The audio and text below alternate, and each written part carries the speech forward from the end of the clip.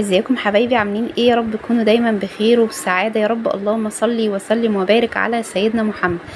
يومكم كده كله طاقه ايجابيه زي ما انتم بقى شايفين كده.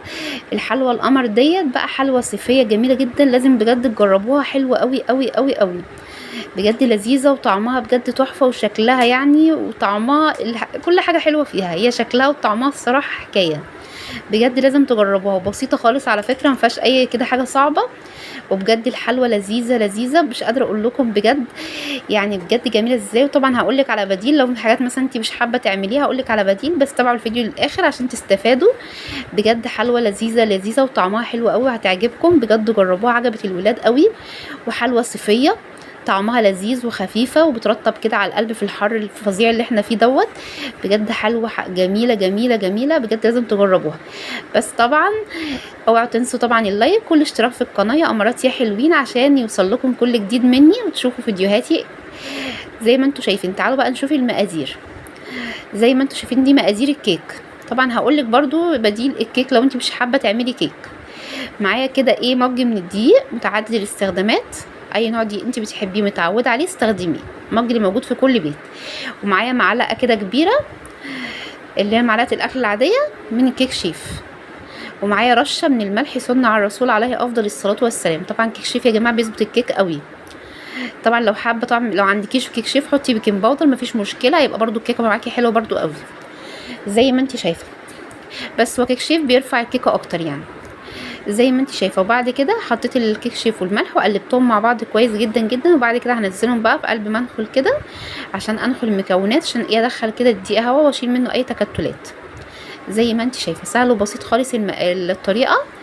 وهقول لك برضو لو انت مش حابه تعملي كيك تعملي ايه بداله. زي ما انت شايفه للناس مثلا اللي عايزه تعمل وصفه سريعه جدا وما تاخدش في ايديها كده، تكون 10 دقايق بس تكون عاملاها. بس انا حبيت اعمل الكيك في البيت.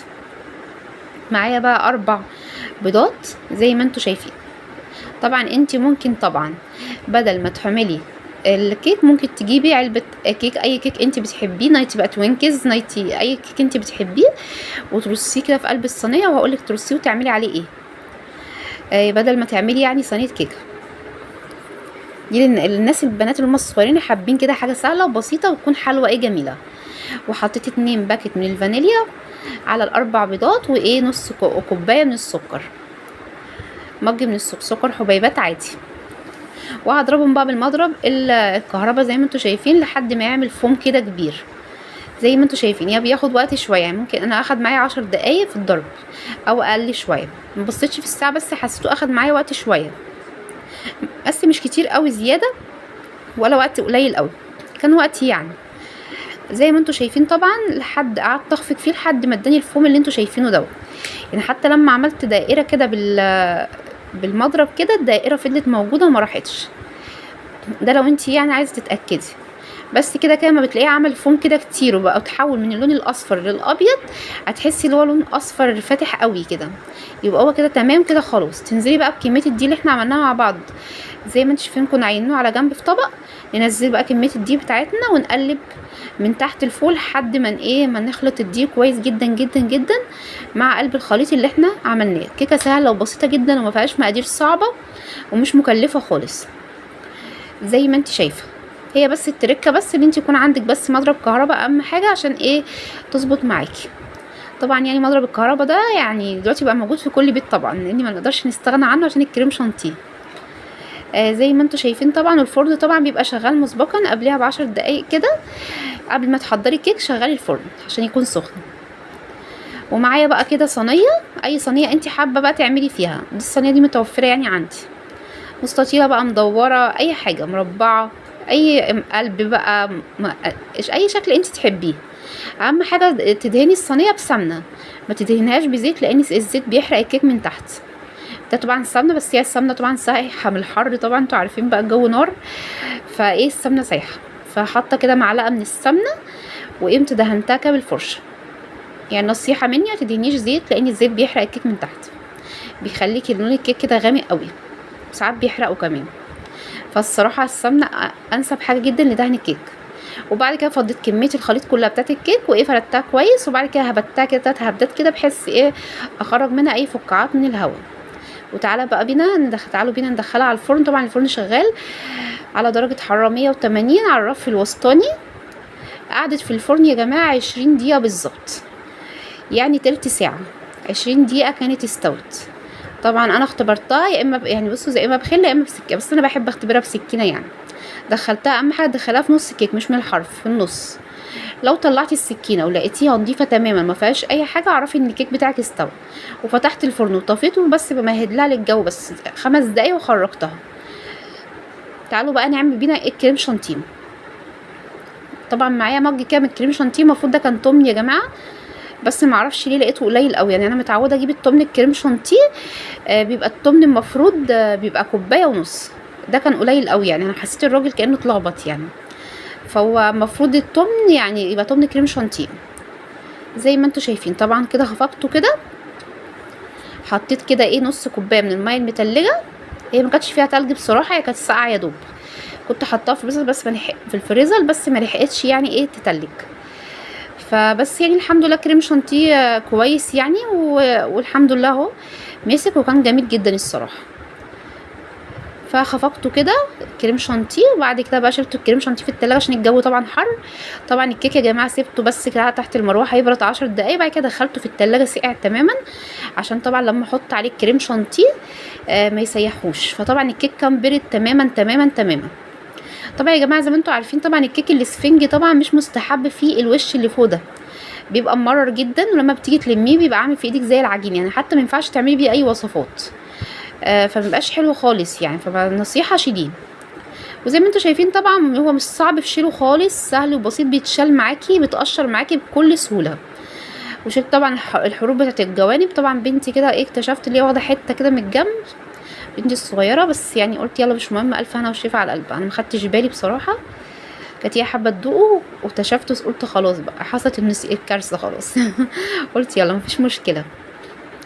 رحت بقى ايه جبت الكريم شانتيه كده من التلاجة. طبعا انت لو حابه بقى بديل الكيك اللي احنا عملناه ممكن تجيبي علبه نايتي، علبه كيكه توينكز، وتحطي كده ترصي الكيك وفوقيها الكريم شانتيه. لو انت يعني ايه بنوته كده صغيره ومش حابه تعملي كيك وحابه تسهلي على نفسك وحابه تعملي وصفه بسرعه، هاتي علبه كيكه توينكز وحطي كده ايه حطي الكيك، وبعد كده افردي عليه الكريم شانتيه، وبعد كده حطي بقى ايه الطبقه اللي فوق اللي انا هقولك عليها دلوقتي. بعد كده بقى ايه حطي الكريم شانتيه. طبعا لو انت حابه طبقه الكريم شانتيه تبقى اعلى من كده اللي انت حابه طبعا، يبقى هتجيبي ربع كيلو من الكريم شانتيه، بدل تمن كريم شانتيه هتجيبي ربع. الربع كيلو هيديكي كوبايتين ونص من الكريم شانتيه هتعمليهم. طبعا معايا كده جيلي دريم بالفراوله، ده 3 كده اكياس من جيلي دريم فراوله. زي ما انتوا شايفين هنحضر بقى الجيلي. زي ما انتوا شايفين طبعا معايا ميه مغليه كده، انا غليت كده ميه في البراد كده او في الكاتل اللي انت حباه. طبعا ايه على كل باكت من الجيلي كوبايه من الميه السخنه، مج من الميه السخنه ومج من الميه الساقعه. زي ما انتوا شايفين طبعا بنحط كده يعني ساقع وسخن بحيث ايه يبرد الجيلي بسرعه ونعمله بسرعه. طبعا ايه فضيت الجيلي الاول على الميه السخنه بحيث ايه ما يتعبنيش في التقليب، وبعد كده هنزل بالميه الساقعه. نزلت 3 باكت من الجيلي الفراوله، وبعد كده بقى هنزل ب3 مجات ميه من حنفيه عادي خالص، 3 مجات ميه ساقعه، وبعد كده بقى اقلبهم كويس زي ما انتوا شايفين.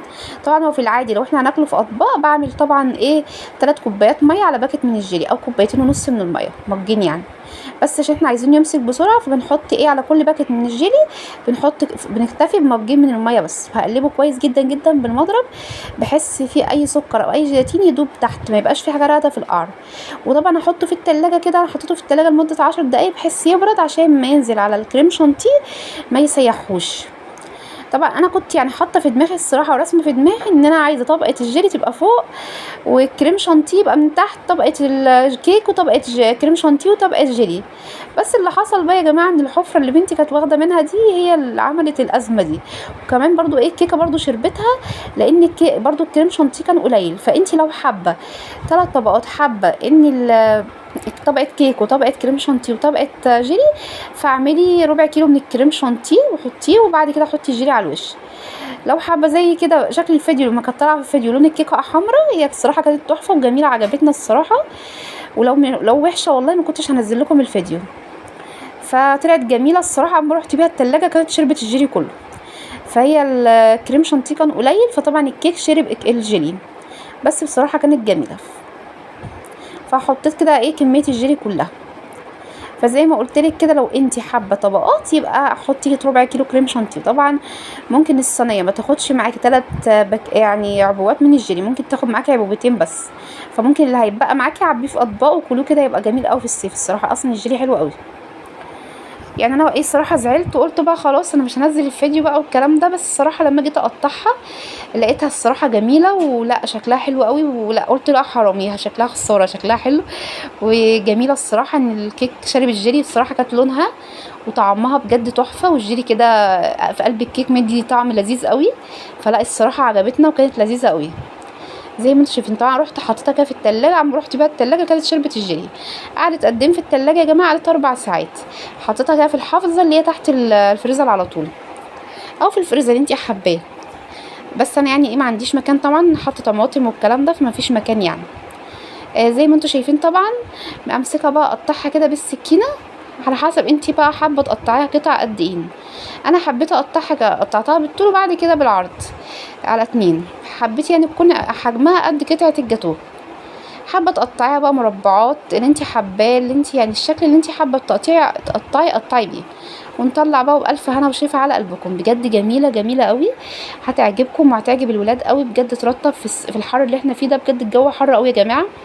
اعملوا وصفات كده فيها كده ايه حاجات كده ايه ترطب كده، وكلوا فواكه كتير لان الجو حر قوي. فلا حلوه الصراحه وجميله وعجبت الولاد قوي بجد. جربوها عن تجربه، انتوا عارفيني بما يرضي الله. طبعا اوعوا تنسوا الاشتراك واللايك في القناه، ولايك يا اماراتي يا حلوين. زي ما انتوا شايفين بصوا لونها، يا خرابي بجد ايه الجمال ده. انا بجد والله يا جماعه كنت مبهوره. والطعم يعني سبحان الله، انا ما كنتش متوقعه الجمال ده بصراحه. يعني انا كنت مبهوره، كل ما اخد حته عايزه التانية والتالتة والرابعه. الصراحه كانت ما كنتش عارفه اوقف الصراحه. كانت لذيذه جدا جدا بجد. جربوها هتعجبكم قوي، انتوا عارفيني. زي ما انتوا شايفين طبعا والله تحفه تحفه تحفه. لازم تجربوها. ولايك وشير بقى يا